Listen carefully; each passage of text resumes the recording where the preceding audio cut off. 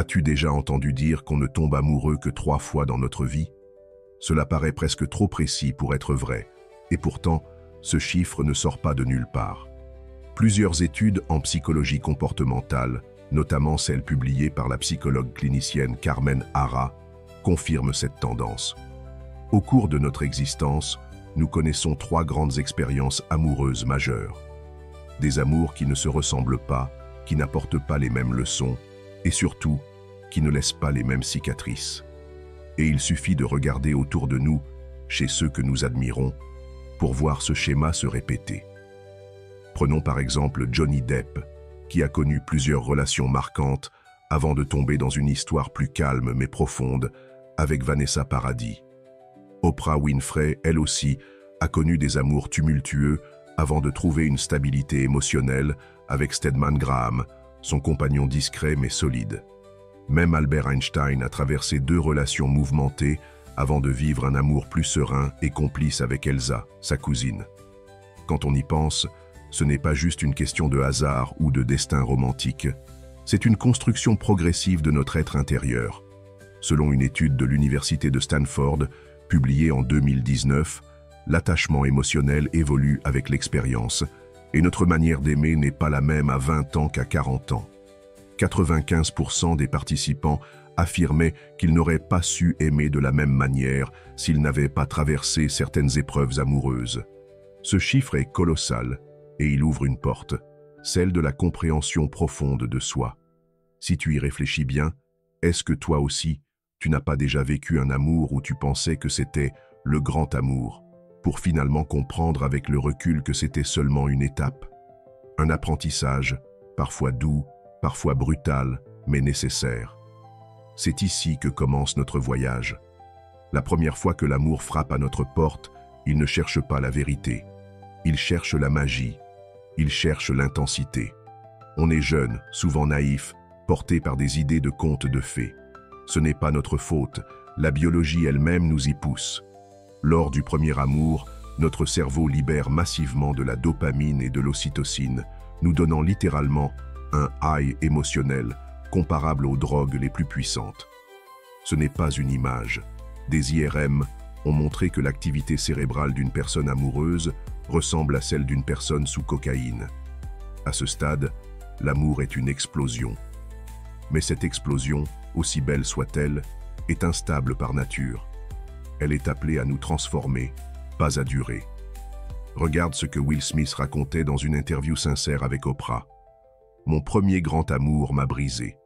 Et pourtant, sans cette douleur, je ne serais pas devenu l'homme capable d'aimer vraiment. Et c'est là une vérité fondamentale que nous devons accepter. La souffrance amoureuse n'est pas un échec, c'est un passage, une mue, un éveil brutal qui nous prépare au deuxième choc. Car oui, il y a un deuxième amour. Et celui-là, crois-moi, il fait bien plus mal que le premier. Mais il est aussi infiniment plus profond. Nous y reviendrons dans un instant. Pour l'instant, comprends que ces 3 amours ne sont pas des accidents. Ils sont des phases de maturation émotionnelle, chacune avec ses douleurs, chacune avec ses cadeaux cachés. Le philosophe Alain disait « Le premier amour est un poème, le deuxième, un combat, le troisième, une maison. » Et dans cette simple phrase, tout est résumé. Mais alors, si tout est presque programmé, pourquoi tant d'entre nous restent-ils bloqués sur le premier ou le deuxième amour, incapables d'atteindre le troisième? Pourquoi certaines personnes revivent-elles en boucle les mêmes douleurs sans jamais connaître cette dernière rencontre si différente? C'est parce que traverser ces amours demande du courage. Le courage de perdre, d'échouer, de se remettre en question, d'accepter que ce que nous pensions être l'amour n'était qu'une facette du diamant. Et c'est aussi parce que nous ne sommes pas tous prêts, au même moment, à aimer d'une manière mature, inconditionnelle, libérée des attentes dévorantes.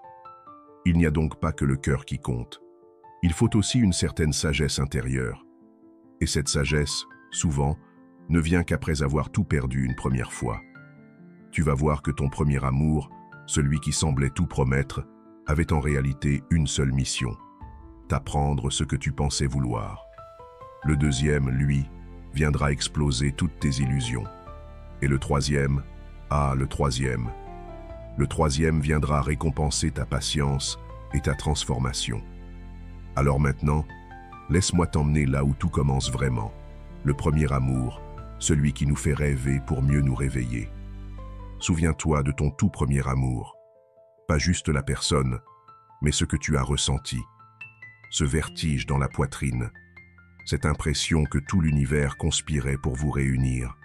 Cette certitude étrange que rien de plus grand ne pourrait jamais t'arriver. C'est universel. C'est biologique. C'est aussi une illusion nécessaire. Pourquoi?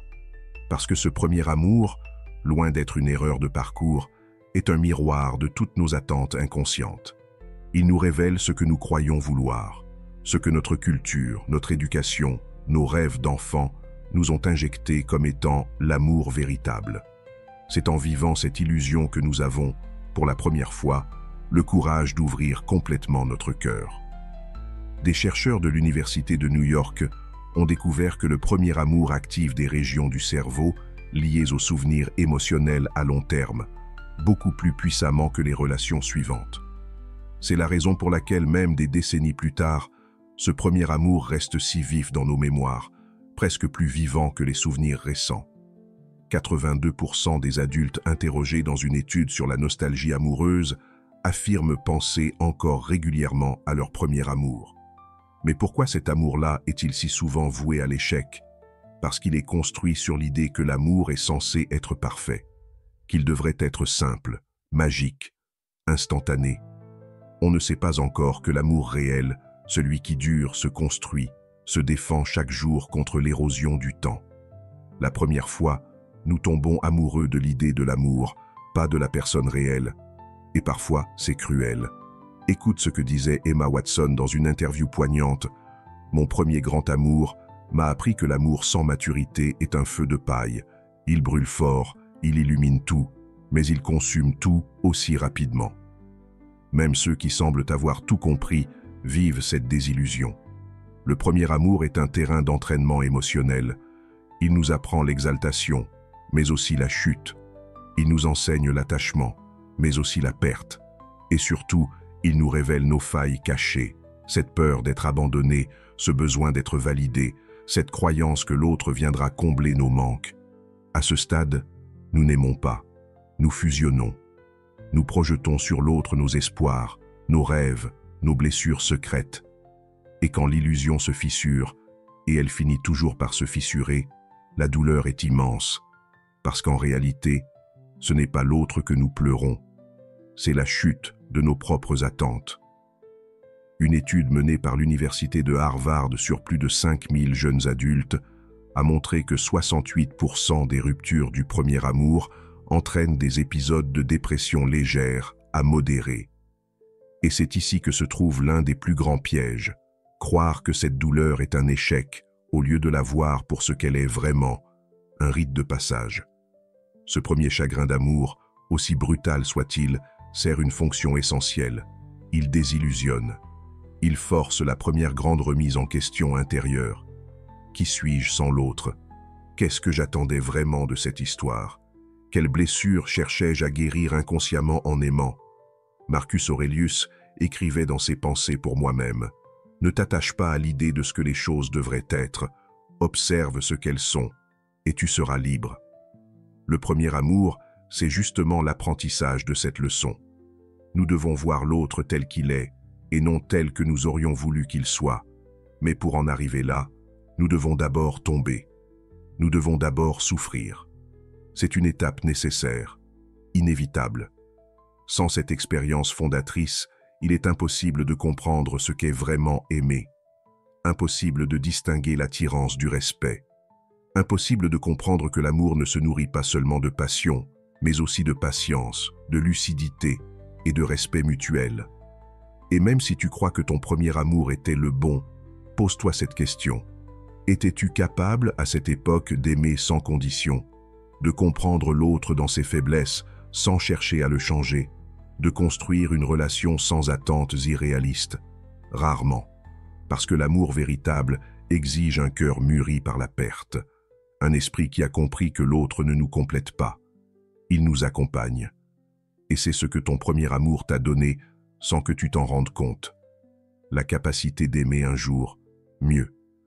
Alors, même si aujourd'hui tu ressens encore cette vieille douleur ou cette nostalgie sucrée, remercie-la, car elle t'a préparé pour ce qui vient ensuite, l'épreuve la plus dure et la plus transformative de toutes. Le deuxième amour, celui qui bouscule tout, celui qui forge ce que tu es. Prépare-toi, car ce qui vient est bien plus intense, bien plus réel et bien plus décisif. Regarde autour de toi.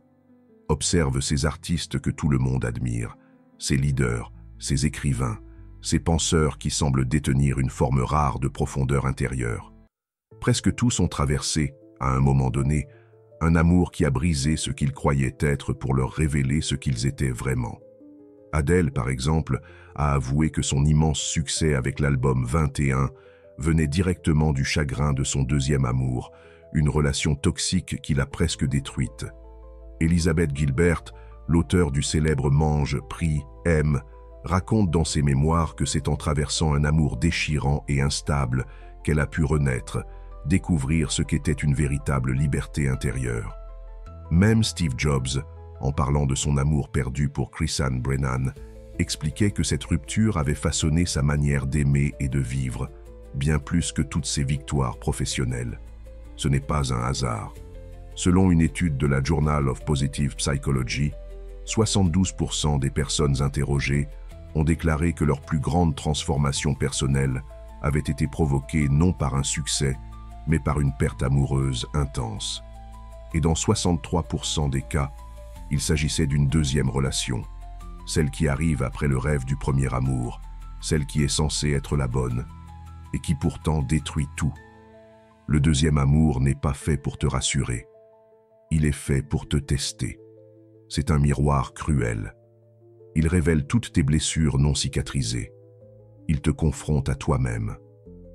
Contrairement au premier amour, qui repose sur des illusions, le deuxième amour expose la réalité brute, tes peurs d'abandon, ta jalousie, ton besoin de contrôle, ta difficulté à te sentir suffisant.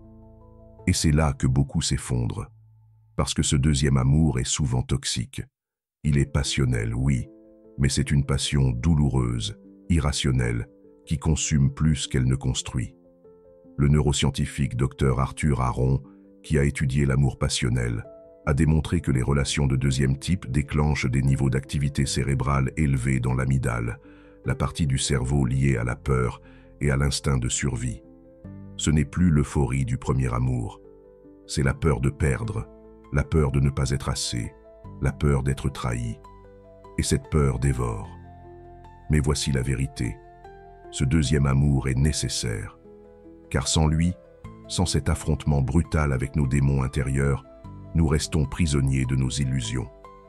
Le stoïcien Sénèque disait « Ce n'est pas parce que les choses sont difficiles que nous n'osons pas, c'est parce que nous n'osons pas qu'elles sont difficiles. » Le deuxième amour est difficile parce qu'il nous force à oser regarder nos blessures en face, oser perdre sans perdre notre dignité, oser aimer sans dépendre.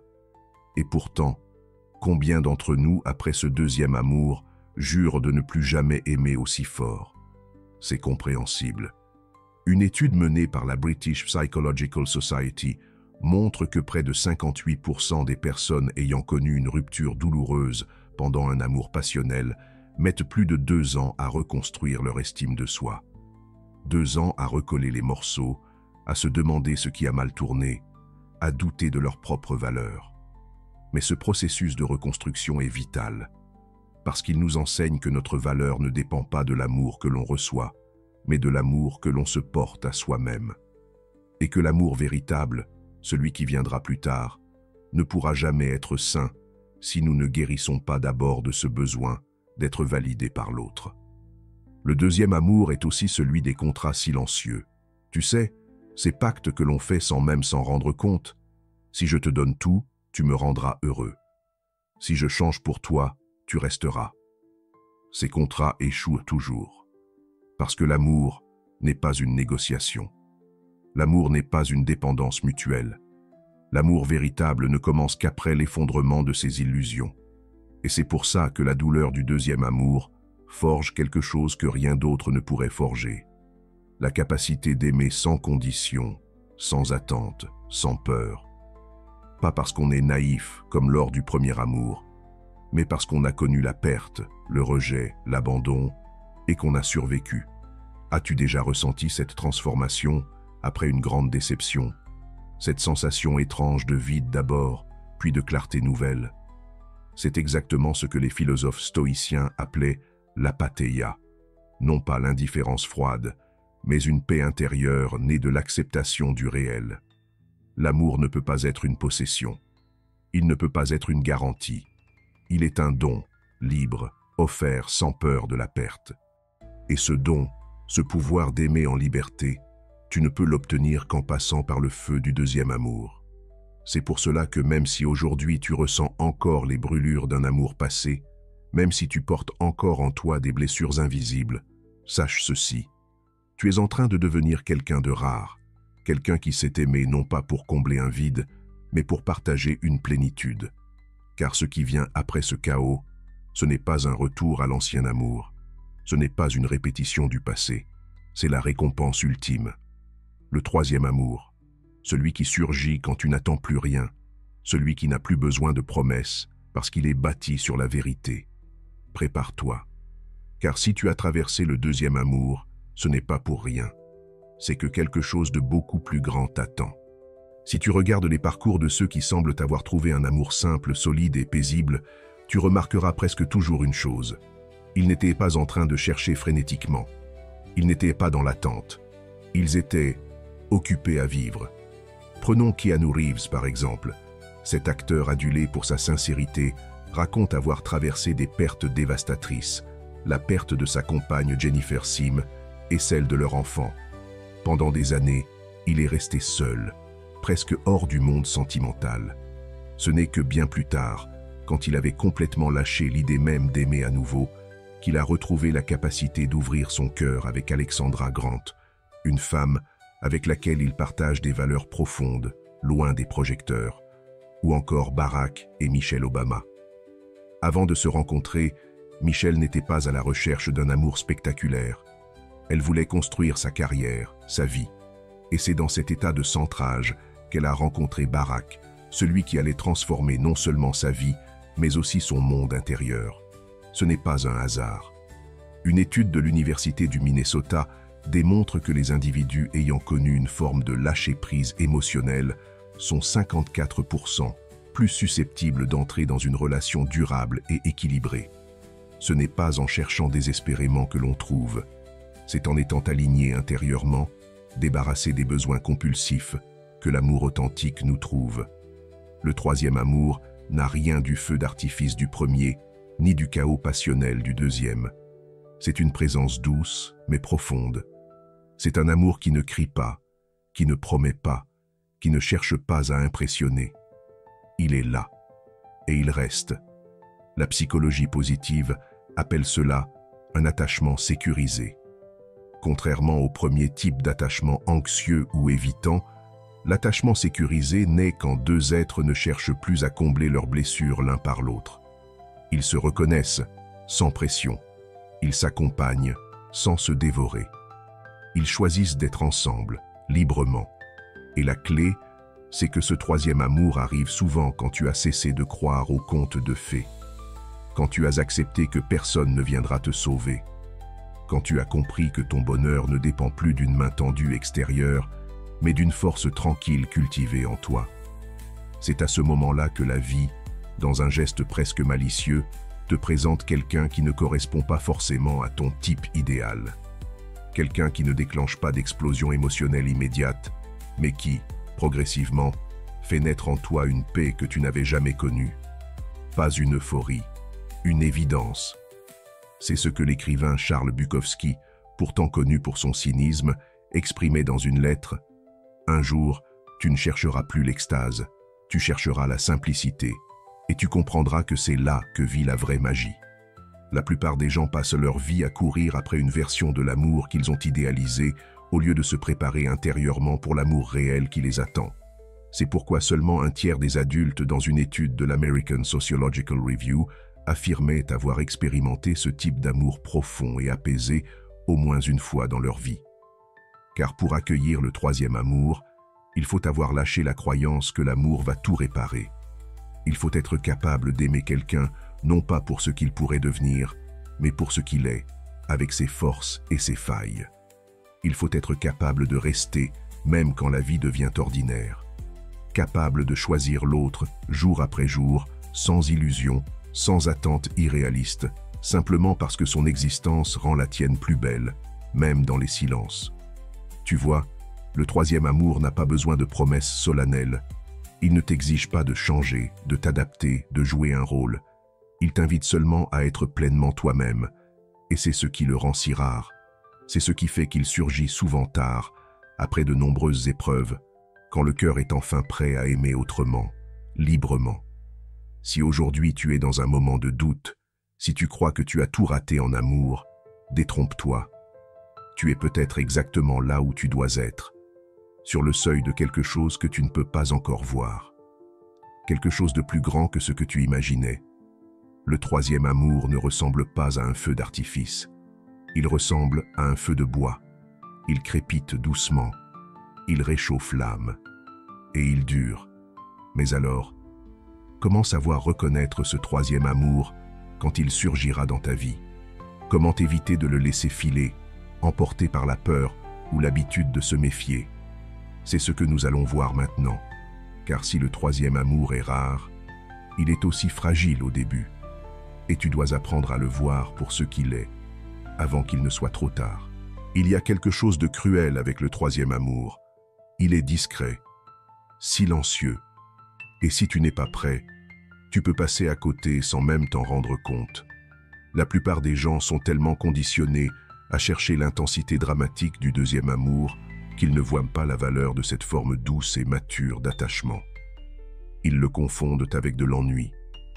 Ils pensent que s'il n'y a pas d'explosion émotionnelle, ce n'est pas de l'amour. Et ils repartent courir après des mirages. Pourtant, ceux qui ont trouvé et su reconnaître leur troisième amour témoignent tous de la même chose. Un calme nouveau, un apaisement intérieur, un sentiment que pour une fois, ils n'ont plus besoin de jouer un rôle. Prenons l'exemple de Matt Damon. Avant de rencontrer Luciana Barroso, il a eu des relations publiques mouvementées, où l'amour semblait spectaculaire et plein de promesses. Pourtant, c'est lorsqu'il a arrêté de chercher, lorsqu'il s'est contenté d'être simplement lui-même, qu'il a rencontré Luciana, loin des tapis rouges, dans un bar où elle était serveuse. Depuis, ils vivent une histoire d'amour presque invisible médiatiquement, mais extraordinairement solide et profonde. Et ce n'est pas un cas isolé. Paul Newman, icône du cinéma, a dit un jour en parlant de sa femme Joanne Woodward « Je suis tombé amoureux du calme qu'elle apportait dans ma vie, pas du bruit. » Ils sont restés mariés plus de 50 ans. Il existe aujourd'hui des données fascinantes sur le sujet. Une étude de l'Université de Chicago a montré que les couples qui se forment dans un état de non-attente, sans agenda caché, ont 70% plus de chances de construire une relation stable et durable sur 20 ans. Autrement dit, ce que tu ressens au tout début, pas l'euphorie, mais la paix, est le meilleur indicateur de la longévité d'une relation. Alors comment reconnaître ton troisième amour? D'abord, tu sens que tu peux être totalement toi-même. Tu n'as pas besoin de cacher tes faiblesses, tes doutes, tes blessures. Au contraire, c'est comme si l'autre voyait à travers toi et t'aimait justement pour ça. Ensuite, l'amour n'est pas dramatique. Pas de montagne russe émotionnelle, pas de dispute où chaque mot devient une arme. Au lieu de cela, il y a des conversations sincères, des silences confortables, une capacité naturelle à résoudre les conflits sans essayer de se détruire. Tu remarqueras aussi un changement subtil mais profond. L'amour ne te fait pas perdre ton énergie. Il t'en donne. Selon une étude publiée dans le Journal of Marriage and Family, les couples alignés émotionnellement rapportent en moyenne une amélioration de 22% de leur productivité professionnelle et de leur qualité de sommeil. Parce qu'un amour sain ne te draine pas, il te nourrit, il te rend meilleur, pas plus instable. Et surtout, le troisième amour t'amène naturellement à bâtir, pas seulement des projets grandioses, mais des gestes quotidiens, un foyer, un espace où tu peux tomber sans craindre d'être abandonné. Tu n'as pas besoin de courir après l'autre, tu n'as pas besoin de supplier pour exister. Ton existence suffit. C'est ce que disait Audrey Hepburn dans ses rares confidences sur sa relation avec Robert Walders, son grand amour de la maturité. Je n'avais jamais connu un amour aussi simple, pas parce qu'il était banal, mais parce qu'il ne demandait aucun sacrifice de mon âme. Mais voici la vérité la plus importante. Le troisième amour exige aussi un choix conscient. Tu dois choisir de ne pas saboter ce qui est simple. Tu dois choisir d'accepter la lenteur, la stabilité, la vulnérabilité partagée. Et ce n'est pas toujours facile, parce que ton esprit, encore imprégné des blessures du passé, essaiera parfois de fuir, de chercher plus d'excitation, plus de chaos, par habitude. Il essaiera de te convaincre que ce n'est pas assez, mais si tu regardes bien, au fond, tu sauras. Tu sauras que ce calme n'est pas de l'ennui, c'est de la profondeur. Tu sauras que cet amour ne cherche pas à te posséder, mais à te libérer. Tu sauras que pour la première fois, tu n'as pas besoin de lutter pour être aimé. Et peut-être que tu te souviendras de ces mots de Marc Aurèle, « L'âme reste invincible lorsqu'elle est en harmonie avec elle-même. » Le troisième amour n'est pas là pour remplir un vide, il est là pour s'unir à ta plénitude. Alors sois attentif. Ne laisse pas passer ce miracle silencieux parce qu'il ne ressemble pas aux orages du passé. Reconnais la paix quand elle frappe à ta porte. Car ce troisième amour, c'est peut-être la dernière fois que l'univers t'offre quelque chose d'aussi précieux.